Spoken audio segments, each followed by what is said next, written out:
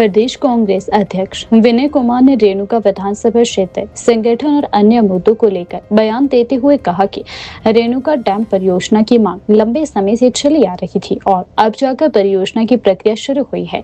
उन्होंने इसके लिए क्षेत्र वासियों को शुभकामनाएं दी है। उन्होंने बताया कि रेणुका डैम से प्रभावित क्षेत्र के कुछ लोग मुख्यमंत्री से मिले और अपनी समस्याएं उनके समक्ष उनके द्वारा रखी गई। लगभग 150 परिवारों को इस डैम से भारी नुकसान हो रहा था। विनय कुमार ने कहा कि उनकी मांग रही है कि ऐसे कई लोगों की जमीन और पेड़ों का सही ढंग से आकलन नहीं किया गया था। इस मुद्दे पर सरकार अब गंभीरता से विचार भी कर रही है और समाधान की दिशा में कदम भी उठा रही है। उन्होंने आशा जताई है कि प्रभावित लोगों की समस्याओं का जल्द ही संतोषजनक समाधान निकलेगा।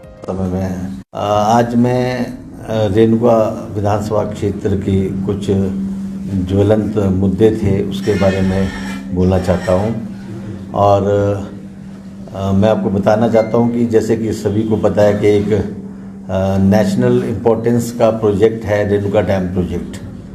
और रेणुका डैम प्रोजेक्ट जो है कई सालों से ये मांग हमारी क्षेत्र की चली आ रही थी और अब जाके रेणुका डैम प्रोजेक्ट का टेंडरिंग प्रोसेस शुरू हुआ है। तो उसके लिए मैं क्षेत्रवासियों को बधाई भी देना चाहता हूँ और साथ ही में हमारे जो इफ़ेक्टेड फैमिलीज़ थी उनके कुछ नुमाइंदे 30 तारीख को माननीय मुख्यमंत्री जी के समक्ष आए थे और उन्होंने अपनी 3-4 मांगे प्रमुख मांगे जो ऑस्टीज़ की थी, डैम से प्रभावित जो लोगों की मांगे थी उसको माननीय मुख्यमंत्री जी के सामने रखा। और मैं आपके माध्यम से आज धन्यवाद करना चाहूँगा माननीय मुख्यमंत्री जी का, जिन्होंने जो हमारी वर्षों से एक मांग चली आ रही थी, हाउसलेस जो हमारी 150 फैमिलीज़ थी, 150 फैमिलीज़ जो हमारी हाउसलेस थी, उनको R&R के तहत ऑस्टीज़ की भूमिका मतलब कि लैंडलेस की भूमिका जो उनकी एक क्राइटेरिया होता है उसमें नहीं लिया गया था। और माननीय मुख्यमंत्री जी ने आदेश किए और बोर्ड ने उसको पास किया और बोर्ड से अब वो जो फैमिलीज़ है वो डैम इफ़ेक्टेड जो लोग हैं उनमें शामिल ऑस्टीज़ में उन 150 फैमिलीज़ को शामिल किया गया।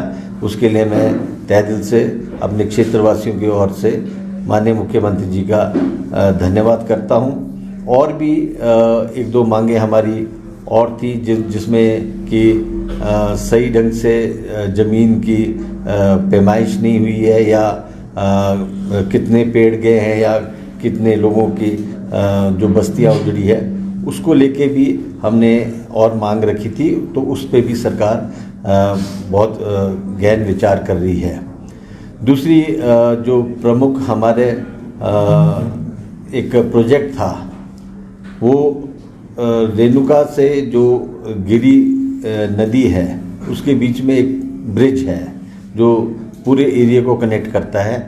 और वो ब्रिज जो है डॉक्टर YS परमार जी जब वहाँ से विधायक हुआ करते थे और प्रदेश के मुख्यमंत्री थे तो उस पुल का निर्माण किया गया था। उसके बाद मैंने अपनी प्राथमिकता में 2012-13 में उस डबल लेन ब्रिज को रखा था और उसका जो 14 करोड़ का प्रावधान पैसे का किया गया था वो CRF से किया गया था।